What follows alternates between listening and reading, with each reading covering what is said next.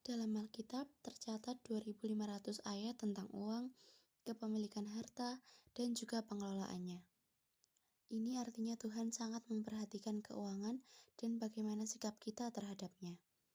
Tuhan mengatakan, Dia ingin agar kita memiliki masa depan yang penuh harapan, bukan kecelakaan dan bukan kekurangan.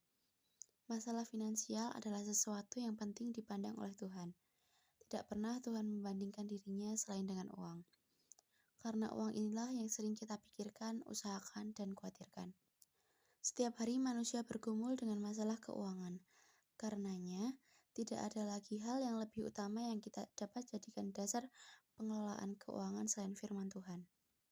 Tentu ada banyak buku mengenai pengelolaan keuangan, tetapi mari kita belajar dari dasar yang terutama terlebih dahulu, yakni firman Tuhan.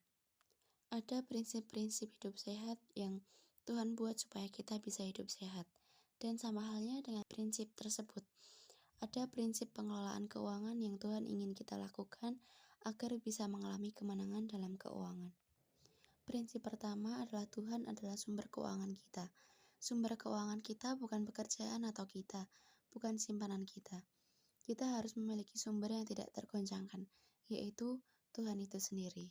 Di dalam Filipi 4 ayat 19, Allahku akan memenuhi segala keperluanmu menurut kekayaan dan kemuliaannya dalam Kristus Yesus.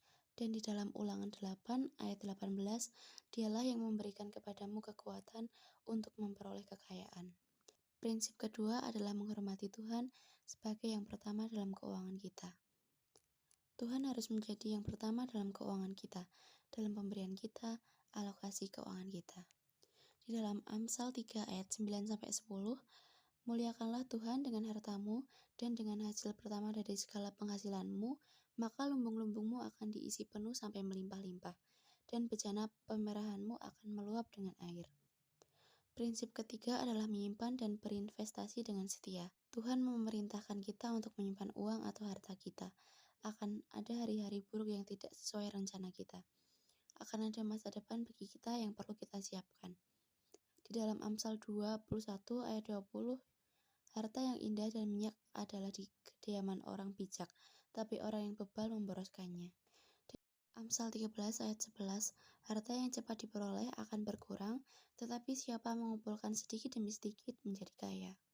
Tuhan mengajarkan bukan jumlah tabungan yang besar yang kita lakukan sesekali, tetapi kesetiaan untuk mengumpulkan atau menabung atau berinvestasi yang akan membuat kita berhasil.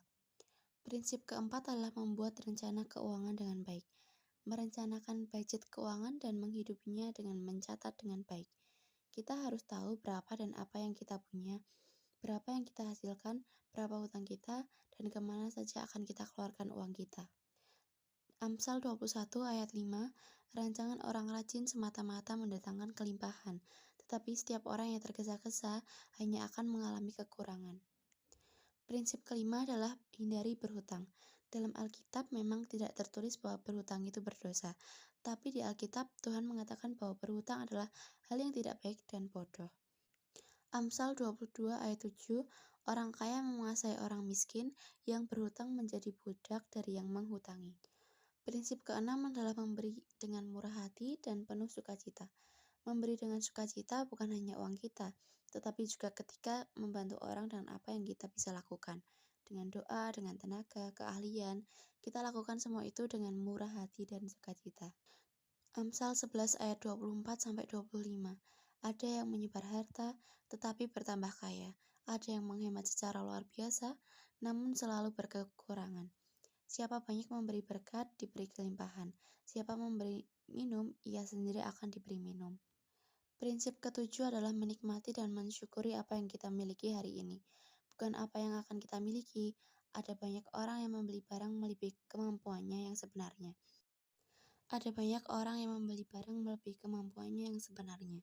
Membeli rumah, mobil, yang untuk hal tersebut mereka harus menghabiskan 20 tahun bekerja keras untuk membayar cicilannya tanpa bisa sempat menikmatinya.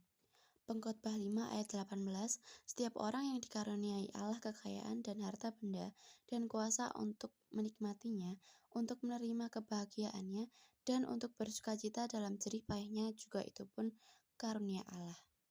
Tuhan Yesus mengasihi kita dan adalah kerinduannya untuk kita memiliki hidup dan memilikinya dalam segala kelimpahan, dan prinsip-prinsip ini dapat menolong kita untuk hidup dalam keuangan yang berkemenangan.